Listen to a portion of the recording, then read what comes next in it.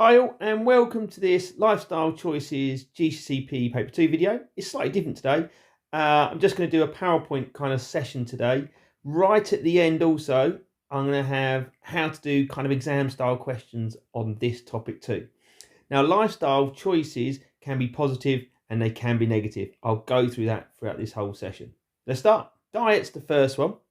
So you can have positive diet, you can have negative diet depending on the balance of diet that you have.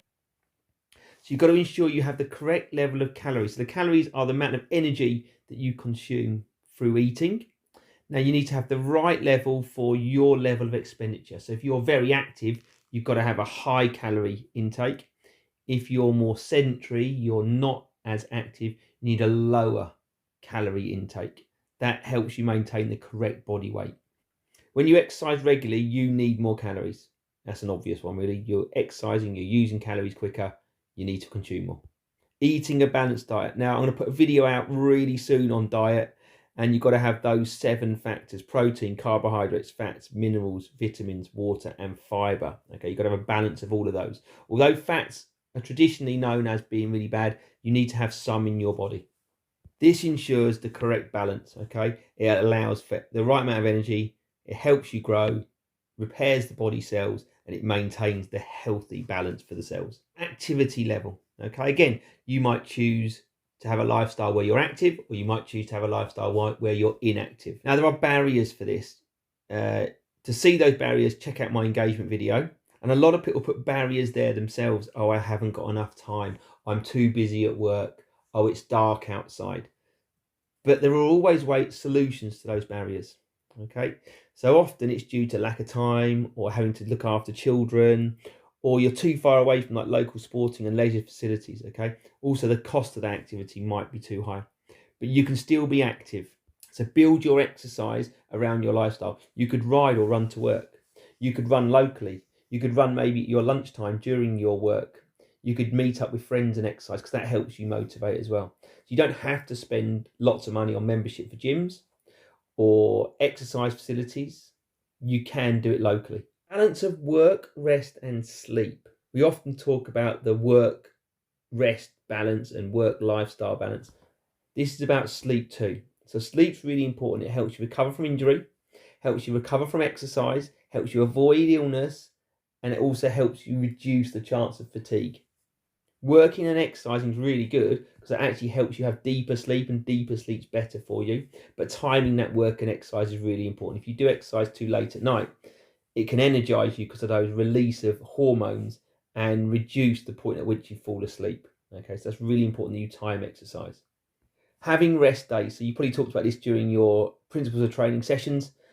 Having rest and recovery and rest days allows your body to recover, repair, and adapt. Now, recreational drugs. Recreational means people take them for relaxational or social reasons. So some of these are legal. Some of these you can take, such as caffeine, which is in tea and coffee and energy drinks, nicotine, which you can get from smoking, and alcohol, which is in beer, wine, spirits, etc.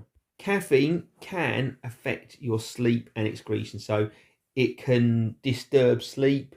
It can reduce the point at which you go to sleep, which is a negative, as we've just learned, and it increases your excretion. It's a diuretic. It makes you go to the toilet more regularly. Nicotine's really addictive, okay? So if you're a smoker, you get addicted to the nicotine part of it.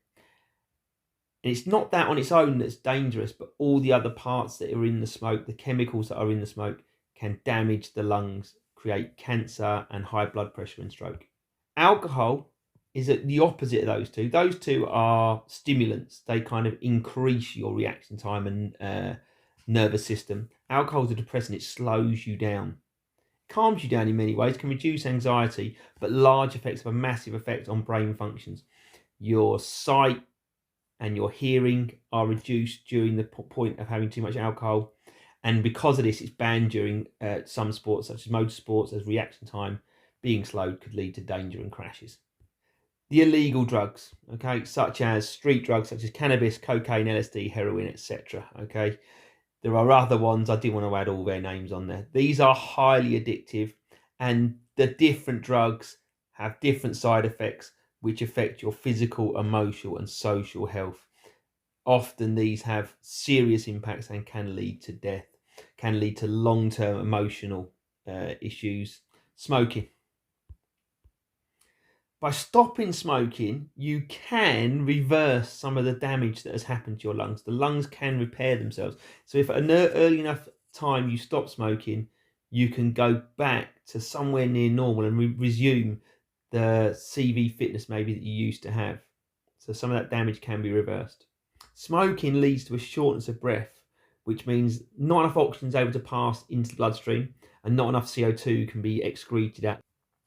The alveoli walls get damaged or they have tar on them. That stops this gaseous exchange passing through and reduces your sporting performance. You can't exercise to the same level of intensity because not enough oxygen is coming into the body and you can't get rid of the waste products. Smoking leads to many illnesses such as heart disease, high levels of cholesterol, because HDL, which is good cholesterol, destroys bad cholesterol, and smoking stops that good cholesterol working, so your cholesterol level goes up, your blood pressure therefore increases, and that can lead to stroke or heart attack. Nicotine also increases your blood pressure and increases stroke. The chemicals damage the cells, and this is linked to cancer. You can also get bronchitis, which is a long-term damage and leads to long-term illness, which reduces, again, your oxygen uptake. And lung cancer, as we know, can lead to death. Alcohol. It affects your brain function while you're drinking, can act as a diuretic, and it increases excretion. Now, if you're thinking about sport, that's all bad. I mean, you don't want to have lower reaction time while doing sport. You don't want to be dehydrated because you're having to urinate so much. Your performance is going to drop because of those things if you can't function your brain properly. So alcohol and sport don't really mix. Cause damage to the heart and CV system. It increases blood pressure and chance of stroke. Increases liver damage, which is probably the most well-known, which is cirrhosis of the liver. Increases chance of developing some cancers. Mouth, liver, and breast cancer are all linked to alcohol consumption. It weakens your immune system, which means you're more likely to get colds and illnesses. And reduces the gains from sport. It reduces the levels of fluid in your body, so you dehydrate quicker. It increases your body weight because it's high in calories, and it can reduce the speed of recovery because other parts of the body are being repaired, such as your liver cell damage. Now, you need to look at the positives and the negatives. So I'm going to explain how we do that. Okay, it's a popular exam topic. You need to know the positives and the negatives of choosing these. So, for example, by not smoking, these are the benefits, okay? So that's a lifestyle choice. You choose whether to smoke or whether to not smoke. What are the benefits of not smoking? What are the negatives of smoking, okay? There are no benefits really to choosing to smoke, okay? It's more about the right choice, positive or negative. Be able to use both in an exam question, particularly if it asks for it. So, for example, eating fruit and vegetables will provide the body with the correct vitamins and minerals. That's positive. And a negative would be avoiding eating a diet high in fat, which reduces the chance of CHD. So we're looking at how we can spin that into a negative. So positives and negatives in one answer there. So check, does the question want all positives or all negatives, or does it want both?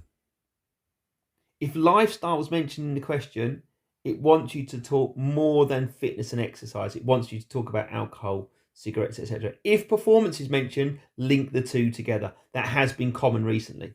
So let's do an AO1, AO2, AO3 question here. So this question might be, what are the negatives on lifestyle of smoking? So smoking brings dangerous chemicals into your lungs is AO1. You're giving a point. You're telling the person what smoking does. AO2, these chemicals then damage the cells in the lung. And AO3, this leads to lung cancer. Thanks for watching. I hope that's helped. Check out some of the other videos and good luck.